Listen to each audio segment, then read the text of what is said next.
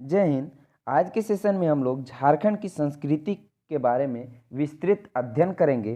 यदि आपको इसका पीडीएफ फाइल चाहिए हो तो डिस्क्रिप्शन बॉक्स में पीडीएफ का लिंक दिया हुआ है, आप वहां से डाउनलोड कर सकते हैं। तो चलिए शुरू करते हैं। झारखंड की सांस्कृतिक सामाजिक स्थिति।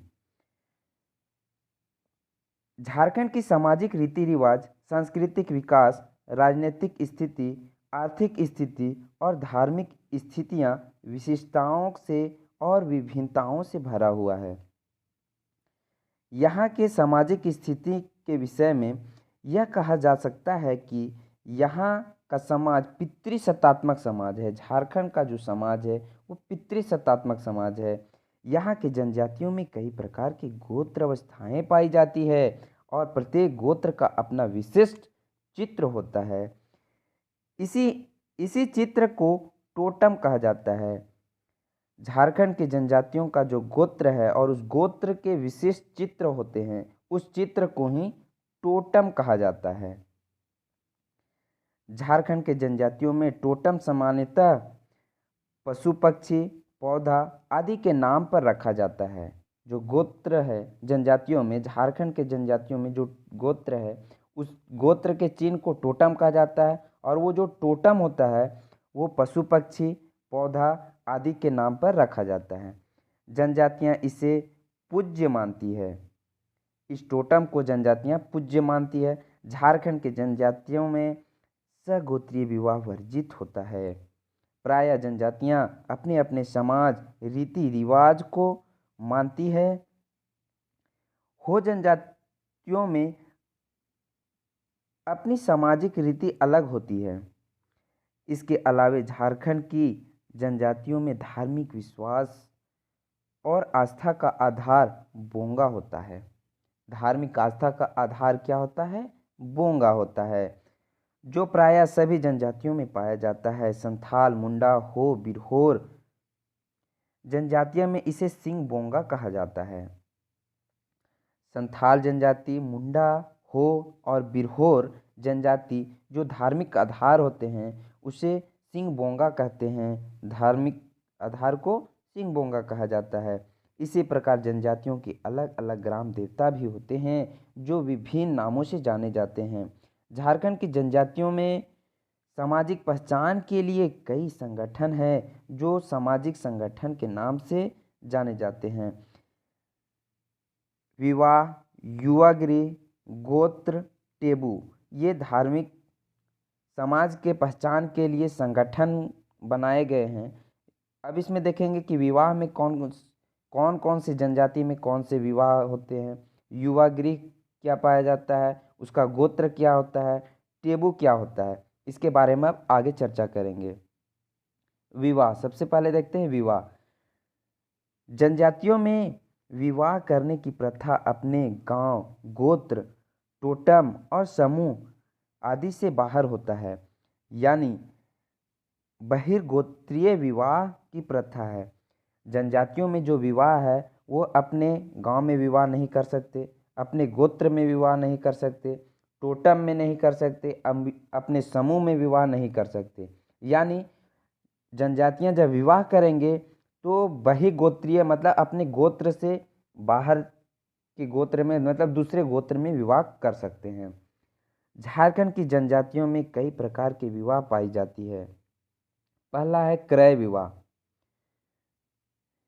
इसमें कन्या के माता पिता को कन्या मूल्य के रूप में कुछ धन चुकाकर विवाह किया जाता है। क्रय विवाह में कन्या पक्ष की ओर से वर पक्ष को कुछ धन देकर विवाह किया जाता है, उसे ही क्रय विवाह कहा जाता है। इस प्रकार का विवाह मुख्य रूप से संथाल, मुंडा, हो, बिरहोर और खड़िया जनजाति में प्रचलित है। सेवा विवाह, इस प्रकार का विवाह मुख्य रूप से मुंडा, बिरहोर, संथाल और उरांव जनजातियों में होता है। सेवा विवाह बिरहोर, संथाल, मुंडा और उरांव जनजातियों में होता है। अपहरण विवाह, इसमें कन्या का अपहरण करके विवाह किया जाता है। अपहरण विवाह में वर जो होता है, लड़का होता है, वो लड़की का अपहरण करके जबरदस्ती शादी कर लेता है। यह अपहरण स्थिति हाटों और बाज़ारों से किया जाता है। लड़की का अपहरण जो है वो हाटों मतलब बाज़ारों से ही किया जाता है। यह एक प्रकार का प्रेम विवाह होता है जो मुख्य रूप से खड़िया, बिरहोर, सोरैया पहाड़िया और मुंडा जनजाति में की जाती है। हठ विवाह, इसके अंतर्गत कन्या को यदि कोई लड़का पसंद आ जाता है तो किसी से बगैर विचार किए हुए कन्या लड़के के घर जाकर रहने लगती है और वह हठ करके वहाँ कई दिनों तक रहती है। फिर दोनों परिवार के माता पिता आपस में विचार विमर्श करते हैं और फिर उसी के घर में, लड़के के घर में ही उसका शादी कर दिया जाता है। यह विवाह मुंडा, हो और बिरहोर जनजातियों में किया जाता है। हठ विवाह में क्या होता है कि लड़की को यदि कोई लड़का पसंद आ गया तो वो किसी से बगैर विचार किए हुए, बिना पूछे हुए वो लड़के के घर चली जाती है और वहाँ ज़बरदस्ती रहने लगती है। उसके बाद लड़की और लड़का के माता पिता आपस में विचार विमर्श करते हैं और उसकी फिर शादी करवा दी जाती है। नेक्स्ट है सहपलायन विवाह। यदि युवक और युवती विवाह करना चाहते हैं तो वो माता पिता की अनुमति नहीं देते तो दोनों एक साथ पलायन कर लेते हैं। यदि लड़का और लड़की दोनों की मर्जी है शादी करने की तो और उसके गार्जियन का अनुमति नहीं मिल पाता है तो दोनों एक साथ पलायन कर जाते हैं, मतलब यहाँ से चले जाते हैं और विवाह कर लेते हैं। इस तरह के विवाह खड़िया, बिरहोर में की जाती है। विनिमय विवाह, इसके अंतर्गत एक भाई की यदि दूसरे परिवार के बहन से उस परिवार की शादी दूसरे परिवार में वैसे ही कर दी जाती है तो इसे विनिमय विवाह कहा जाता है। इस प्रकार का विवाह सामान्य रूप से सभी समाज में देखा जाता है, प्रचलित है। युवागृह, दूसरा देखते हैं हम लोग। पहला तो देखे विवाह, अब आता है युवागृह। युवागृह, जनजातियों में युवागृह का प्रचलन देखा जाता है। युवागृह गांव से बाहर एक स्थल होता है जो सार्वजनिक स्थल होता है। यहाँ जनजातियों के युवक युवतियाँ समाज के सामाजिक कर्तव्यों और सांस्कृतिक संस्कारों की जानकारी प्राप्त करते हैं।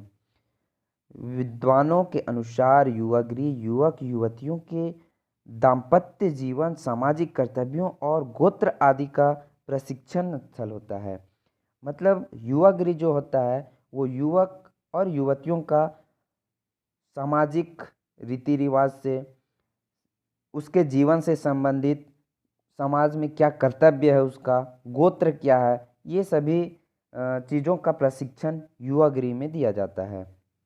यहाँ सामाजिक सांस्कृतिक स्थितियों और यौन शिक्षा की जानकारी दी जाती है। युवागृह में सांस्कृतिक स्थिति के बारे में बताया जाता है, यौन शिक्षा के बारे में जानकारी दी जाती है।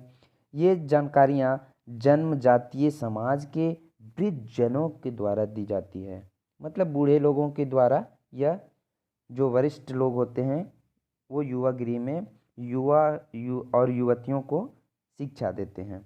झारखंड के प्रमुख युवागृह, अब देखते हैं कौन कौन से झारखंड में युवागृह हैं। घुमकुरिया, यह उरांव जनजातियों में प्रचलित है। घुमकुरिया जो है वो उरांव जनजाति में है। उरांव जनजाति के युवागृह को घुमकुरिया कहा जाता है। इसके युवागृह के प्रधान को कोरवार कहा जाता है। उरांव जनजाति के युवागृह को घुमकुरिया कहा जाता है और घुमकुरिया के प्रधान को कोरवार कहा जाता है। गितियोरा, यह मुंडा जनजातियों में प्रचलित है। मुंडा जनजातियों के युवागृह को गितियोरा कहा जाता है। इसमें गांव के बाहर एक झोपड़ी नुमा स्थल होता है, उसमें देखभाल के लिए गांव की एक वृद्ध महिला होती है। मुंडा जनजातियों के युवागृह को गितियोरा कहा जाता है, ये इम्पोर्टेंट है इसमें। टंडा, यह बिरहोर और कोरबा जनजातियों में पाया जाता है। बिरहोर और कोरबा जनजातियों के युवागृह को टंडा कहा जाता है। घोटुल, यह संथाल जनजातियों का युवागृह है। संथाल जनजातियों के युवागृह को घोटुल कहा जाता है। घगरा वाशा, घाघरावासा यह भूइयां का युवा गृह है। भूइयां के युवा गृह को घाघरावासा कहा जाता है। इस युवा गृह का वर्तमान समय में शहरीकरण औद्योगिकीकरण के कारण विघटन होते जा रहा है। मतलब घाघरावासा जो और जितने भी प्रकार के युवा गृह हैं, घोटुल, गितियोरा, घुमकुरिया, ये सभी युवा गृहों का धीरे धीरे वर्तमान समय में विघटन होते जा रहा है। वर्तमान समय में युवा गृह करीब करीब विलुप्त होते जा रहे हैं। इसकी युवा गृह जो हैं वो धीरे धीरे खत्म होते जा रहे हैं। अब देखते हैं हम लोग गोत्र। हम लोगों ने दो चीज़ देखा, विवाह और युवा गृह। तीसरा है गोत्र। गोत्र एक सामाजिक संगठन है जो प्रायः समाज के सभी वर्गों में पाया जाता है। गोत्र रक्त संबंध होता है। गोत्र का जो संबंध होता है वो रक्त से संबंधित है। वंश मतलब वंश अपने पीढ़ी दर पीढ़ी से संबंधित होता है और इसका आरंभ पूर्वजों से माना जाता है। गोत्र का आरंभ पूर्वजों से माना जाता है। जनजातियों में यह काल्पनिक रूप से देखा जाता है। इसमें पूर्वजों को काल्पनिक माना जाता है और इन्हीं के नाम पर प्रतीकात्मक रूप से गोत्र का नाम रख दिया जाता है। पूर्वजों के नाम पर ही गोत्र का नाम रख दिया जाता है। गोत्र मुख्य रूप से पितृवंश से चलता है। कुछ कुछ जनजातियों में मातृवंश से गोत्र भी होता है। मतलब अधिकांश जो जनजाति हैं उसमें गोत्र जो है वो पितृवंश से चलता है।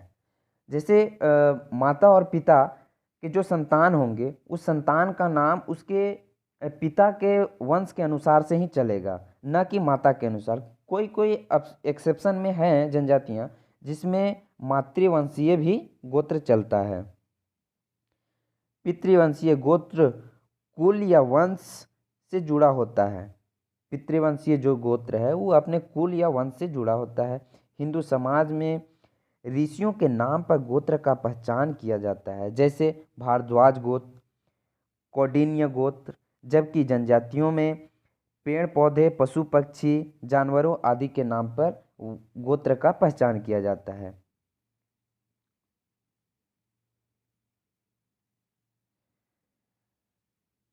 गोत्र का मुख्य कार्य सभी जनजातियों को जो अपने अपने जनजातियों जाति के हैं उन्हें एकजुटता प्रदान करना और उन्हें सुरक्षित करना है। गोत्र का जो मुख्य कार्य है वो क्या है? जनजातियों को एकजुट करना, एकत्रित करना और सुरक्षा प्रदान करना है। टेबू। टेबू का अर्थ होता है निषेधाज्ञा। निषेधाज्ञा निषेधाज्ञा करने का तात्पर्य है कि हमारे समाज में कुछ कुछ ऐसे व्यवस्था बनाए गए हैं, ऐसे रीति रिवाज है जिसमें कुछ लोगों को वो काम करने पर रोक लगाया गया है। मतलब निषेध है कि आप ये काम नहीं कर सकते। जैसे महिलाओं को महिलाएं हल नहीं छूती है। इसी प्रकार के बहुत सारे निषेध हैं। तो देखते हैं कौन कौन क्या है। यह केवल जनजातियों में ही नहीं बल्कि प्रायः सभी जातियों और उपजातियों में भी पाई जाती है। टेबू जो है वो जनजातियों के अलावे सभी प्रकार के जातियों में भी पाई जाती है। प्रत्येक प्रजाति के सामाजिक संरचना के में कुछ न कुछ ऐसी व्यवस्था होती है जिसमें निषेध करना होता है। यह निषेध विवाह में, खान पान में, यौन संबंध में या किसी भी स्तर पर हो सकता है। जो निषेध है वो विवाह में, खान पान में, यौन संबंध में और किसी भी स्तर पर यह हो सकता है। जनजातियों में यह विश्वास है कि निषेधाज्ञा का पालन नहीं करने पर अलौकिक शक्ति दंडित कर सकती है। जनजातियों में यह माना जाता है कि यदि हम इसका पालन नहीं करें, इसका विपरीत कार्य करें, तो अलौकिक शक्तियों मतलब जो धार्मिक शक्ति है, धार्मिक प्रधानता है, उससे हमें कुछ क्षति पहुंच सकता है।